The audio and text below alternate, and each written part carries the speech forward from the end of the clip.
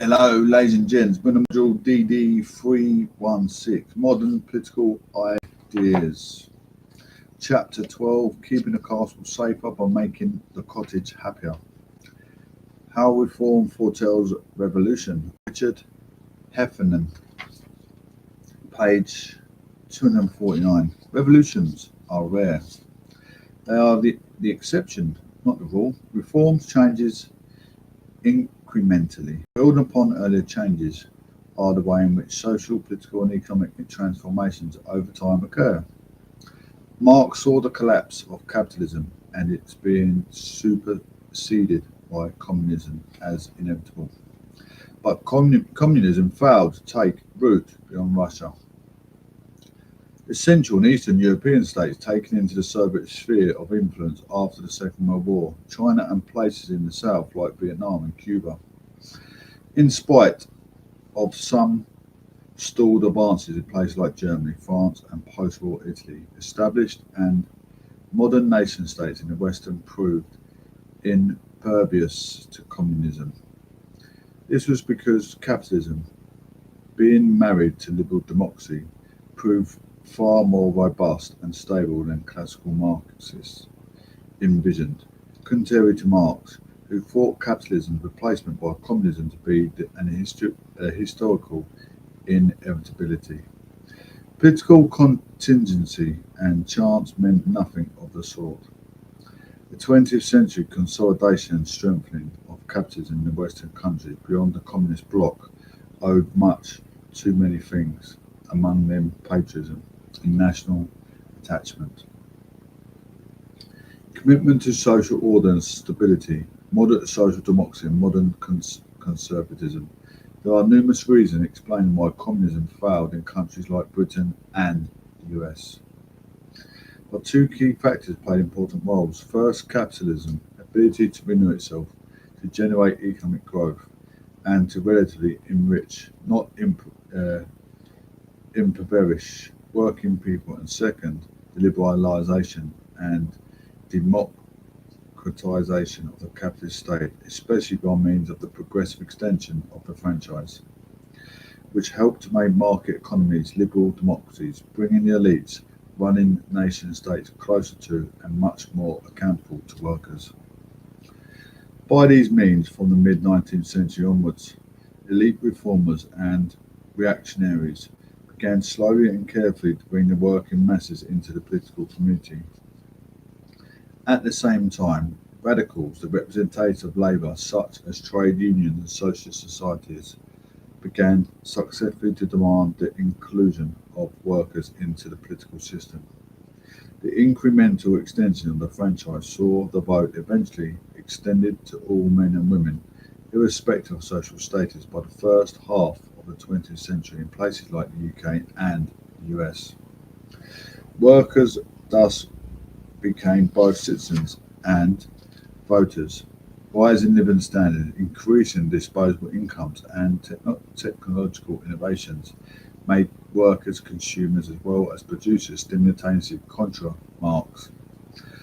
Small scale incremental steps are taken to help to elevate social conditions and end the most egregious of the injustice workers suffered. Capitalism remained unequal, its rewards shared unjustly, but it is today's non-working left behind and excluded. The underclass, who live most precariously, now not behind, not the now smaller, less homogeneous proletariat, the members of the workforce. Thus, not only was revolution avoided, but the industrial proletariat was integrated to a remarkable degree. Only in countries where any liberal reform was prevented by authoritarian rulers did the social question rephrase itself as a political change, typically ending in violent confrontation. In the middle of the 19th century, sharp-eyed observers like Karl Marx had taken it for granted that the only way in inequities of industrial capitalism could be overcome was by revolution. In Jut 2010, Securing the stability of capitalism throughout history. Powerful elites have recognized the privilege that owes everything to the stability of prevailing social order. Castles have long known they are unsafe if the cottage is unhappy. Roman empires recognized that providing the people with both bread and circus kept them content and themselves popular. Wise, benevolent rulers sat more securely on their thrones than cap- capricious, cruel ones. Noblesse oblige. The notion that, that proves entailed social responsibility and charity towards the less fortunate, both justified and safeguarded privilege. Societal despair, by making social protest more likely, required some form of social reform, not least because of the sensible maxim: if you do not give the people social reform, they will give you social revolution. Such social reforms, providing the people with legal, political and social rights, were not simply given, however, but were also successfully secured by those demanding them. Nonetheless, those who wished to preserve the social order found themselves having to embrace social change if we want things to stay as they are. Something will have to change. That something eventually ensuring the model of dissent is enacted within the framework of the political and economic status quo. By what means then was the human consequences of capitalism managed and mitigated? For Tony Judt, the task was to save capitalism from itself. How do you stop capitalism from creating an angry, impoverished, resentful lower class that becomes a source or division or decline? How could workers and their families be helped to live decently without damaging the industry that gave them their means of subsistence? Capitalism as a form of economic life is sustained by liberal democracy, proved able to save itself. Its survival owed much to its adaptability and to the fact that it operated within a stable liberal order. Reformist, non-revolutionary politicians of both right and left come to recognise the need to work within the imperatives of the marketplace. Liberalism was not only for the powerful. Liberal economic and social regulation could also protect the weak. Even the Victorian minimalist state began to improve the conditions of work and provide some rudimentary reforms of social assistance. Policymakers facing campaigns challenging the status quo accepted that some forms of collective action could secure collective good, that the state, funded by the progressive taxation of income and wealth, could and should provide certain public services within which individual workers could not provide for themselves. Said services brought private benefits to individuals, happier, healthier individuals leading more meaningful lives, and public benefits to society. A happy, healthier, better educated, and more productive workforce. It therefore fell to the state to facilitate economic growth in order to help to provide basic standards of living. By regulating markets, the state provided social and political stability, demonstrating that the free market worked better when assisted by providential state. In time, reform rather than the suppression of the revolt became the state's response to the economic crisis. It provided compensation.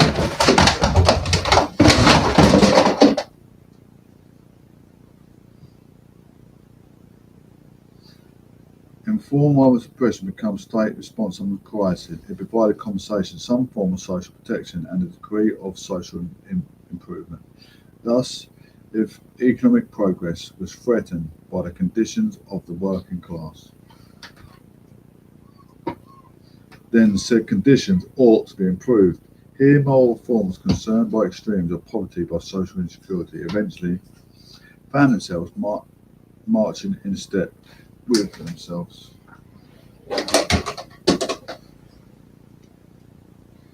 with self-interested plutocrats and risk-averse politicians. Politics meant that left-right arguments were fought out on the following key economic axes: more versus less regulation of economy, more versus less public ownership of economy, more versus less provision of public services, more versus less provision of social welfare. Such arguments reflected a willingness on the part of political left and right to work within the confines of capitalism, to reform the status quo, not to overthrow it. In interwar Germany, the extremes of left and right, the Nazis and the communists, had vied to take state power in order to bring about revolution. But in other, more stable European countries, expecting, for a time, Italy, Spain and Portugal, radicalism found a reformist form. As a result, capitalist society possessing liberal democratic political systems applying a fair and relatively neutral rule of law proved stable and cohesive. His left and right differed on the ends to which the proceeds and profits of capitalism should be directed. They tended to agree on the means by which the economy ought to operate. Such societies, being politically homogeneous in cultural terms, were additionally tightly bound together by strong forms of national identity and high levels of shared fellowship and civic trust. Thus, the state, funded by progressive income tax as well as sales, inheritance and business taxes, found it had the resources and capacities to manage key needs and minimize risks. Insecurity for some, and sometimes many, remained present, but it was for a different magnitude to the insecurity of Marx's day, or of Russia under the Tsar, Lenin and Stalin. Capitalism delivered social improvement. Gradually, social reform programs helped considerably to reduce the impoverishment of the working classes. British social reformer William Beveridge's five giants: want, disease, squalor, idleness and ignorance were alleviated, but never wholly abolished, by state-provided social insurance and the modern welfare state.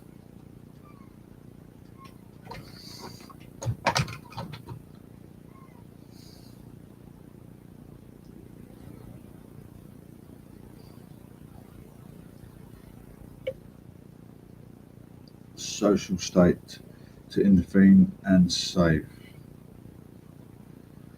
And thereafter improved capitalism. Policymakers, bolstered by the experience using the state to successfully wage wars in 1914 to 18 and 1939 to 45, recognised that managing their economy in the public interest was possible.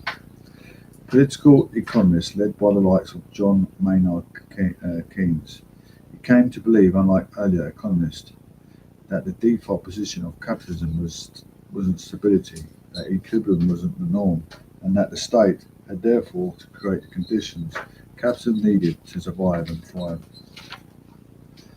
Left and right thus sought to bolster capitalism, not transcend it. They differed on the means of, but recognised that either some form of statist, interventionist planning and or state regulation and investment was desirable. Keynesian economies recognised that the economic market, if left to itself, could not regulate itself in terms of imbalance. It fell to the state, by careful use of the fiscal means and monetary policy, to intervene in order to manage and balance market supply and demand. Fiscal measures such as levels of taxation, public spending could help to regulate markets and secure social goods such as a full male employment and rising living standards. So too did the other state-sponsored initiatives, such as financial regulation, labour market rules and government interventions in the forms of public subsidy, state intervention, research and development, and more direct measures such as the nationalisation of industries and services. By such means, liberalism regulated capitalism to mitigate its harsher individual and collective consequences. Social democracy enacted by Labour, Socialist and Conservative Christian Democratic governments in Europe, or Democrat and Republican administrations in the US, forged strong, high taxing and actively interventionist democratic and constitutional states, and capitalist economies which could encompass mass societies without resorting to violence or repression. Even when social democratic Keynesianism overreached itself in the 1970s by failing to achieve market equilibrium and economic growth, especially by creating a bloated, inefficient public sector, stifling the market by sclerotic and harmful intervention. New right economic reforms kick-started economies by means of reducing and redirecting public spending, tax cuts, deregulation and privatisation. The idea that economic stagnation, state inefficiencies, poor levels of innovation and stifled entrepreneurship were all the result of the public sector crowding out the private sector prompted policymakers to embrace new forms of economic regulation. States set out to reward entrepreneurship and work low levels of direct taxation by reducing levels of public spending. State-funded services were expensive, especially so when growing public expenditure and borrowing were faced with poor growth rates and declining tax takes. And when ageing population placed strain on the state-provided healthcare and pensions, but if less redistributive than the social democracy fashioned post-war, this reworked policy continued to ensure that redistribution provided public services which met public needs, even if costs were recalibrated, and the new market was considerably empowered. Theorists of the new right called for freer markets and more constrained state, if the state was to be rolled back to some small extent. Practical politics, the exceptions of the citizenry and the needs of society meant it could not be swept away, nor was it. State-approved services, not least healthcare, social welfare and education, were too popular among citizens of the better off sort, as well as the more needy for any government, Labour or Conservative, not to provide them. Finally, capitalism was also empowered when communism in theory was totally undercut by communism in practice. Set aside, if that is even impossible, the totalitarian reality of Leninism and Stalinism and the murderous violence of Soviet-style policy states. The lived experience of state collectivism and its command economies refuted the claim of its proponents that communists would improve the lives of workers. Command economies in which the state controlled all forms of production, distribution and exchange were not merely inefficient but also unjust. The state, even when playing a key role in the economic and social life, cannot run an economy by controlling that economy. Communism, by bucking free markets, failed to respond to competing demands and interests. State-owned and controlled industries, created farms, 5-year plans, fixed prices and state-provided consumer goods failed to work. Command economies could not produce or distribute consumer durables. State control was both inefficient and calamitous. Actually existing communism, the first regime to build walls, keeping the citizens within rather than external threats without, failed utterly to provide the imprisoned masses with the private and public goods they wanted and needed. Workers over time become consumers. They not only manufactured commodities and provided services, but also purchased and consumed such commodities and services. Unlike the command economies of the Soviet bloc, stuck in heavily industrial past, the freedom facilitated by liberal capitalism pampered consumers by meeting needs and encouraging demands. It did so by harnessing technological developments and enabling effective and innovative production, distribution and exchange of goods.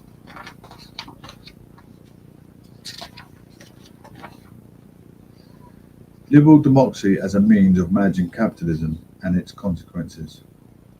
Revolutionaries advocate revolution as the means of overthrowing tyranny by an act, usually of insurrection, resulting in the seizure of power. But when stable, functioning parliamentary regimes governed by consent and provide citizens with civil, political and social rights protected under law, insurrection is considered by most to be morally legitimate. The enactment of political violence has not been a viable political strategy for radicals in the West. Of course, revolutions require sponsoring revolutionaries, and there have been no serious revolutions in the Western countries in the post-war period. Even those small, insignificant political sects who think there is a right of revolution against the perceptions of social injustices have eschewed violence in favour of biding their time, waiting for a revolutionary moment that has never arrived. Communism, of whichever variant, was undercut by the inefficient and unfair economies of the Soviet bloc and the tyrannous and corrupt rule by their states. Few in the West wish to emulate these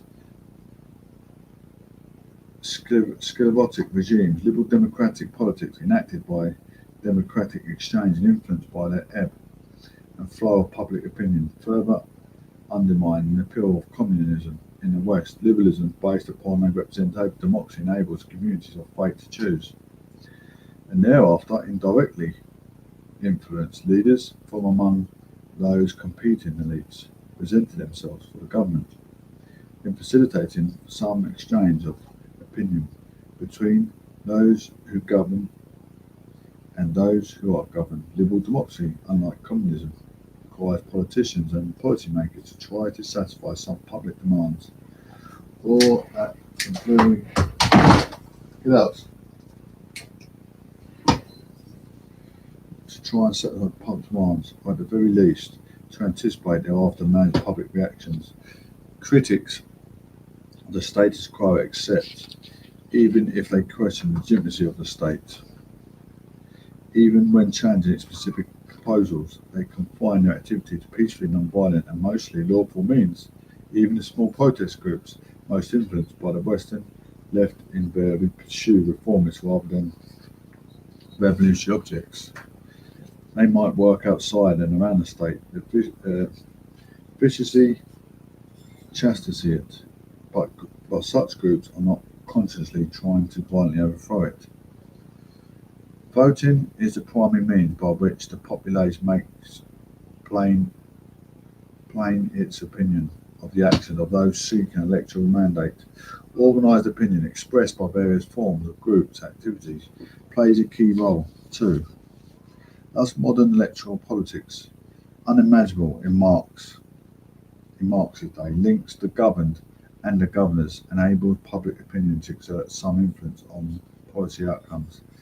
The state, by means of its elected officials, can seek to manage or manipulate public opinion, but it must take care to be responsive to it. Thus, the state, responsive to the people, accountable to them for its actions, has a considerable say in how the collective wealth generated by the productive economy is collectively distributed and to what social use is put. Class politics. For so long, the fulcrum on which Western politics pivoted, where working people more likely voted Labour or Socialist and middle class people Conservative or Christian Democrat, have ebbed considerably in the past half century.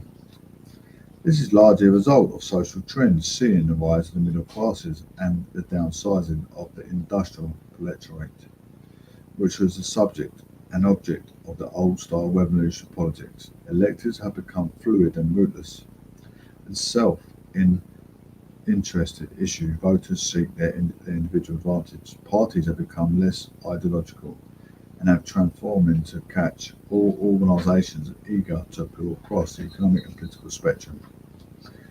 For good or ill, contemporary electoral politics revolve around valence issues as electors. Should they turn to vote, cast a vote for the party they think is best placed to secure economic growth, rising standards, better health and education, lower crime rates and more managed immigration? Such valence politics call for moderate and reformist measures, by they leaning left or right, rather than any radical, left alone revolutionary. Building of society. Capitalism and liberalism continue to complement each other, especially when contemporary politics in the West reflects an integrational shift to the Marxist values that emphasize economic physical security above all the post-materialist values that give priority to individual autonomy and self-expression. As a result, the issue of class reflecting economic imperatives has been abandoned by left activists in favour of placing the question of gender, sexuality, race, and certain minority religious identities and cultures centre stage. Capitalism, if faced with no societal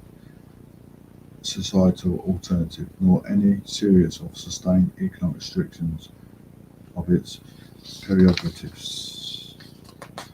I've got no more energy, so I'm not going to kill myself.